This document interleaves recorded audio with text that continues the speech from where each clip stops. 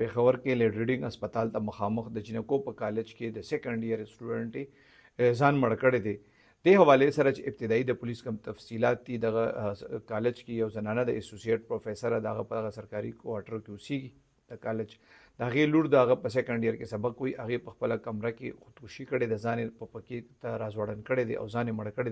दे हवाले sir the police का मौक़िफ़ थे आता सुवार। ये एक बच्ची है अक्साना में, उसकी तकरीबन 17-18 साल एज है और ये चूँकि फ्रंटियर कॉलेज के अंदर जो है ना मतलब क्वार्टर है, तो उस क्वार्टर में जो बीनिश प्रोफेसर साहिब आए वो रहती थी, ये उसकी डॉटर है,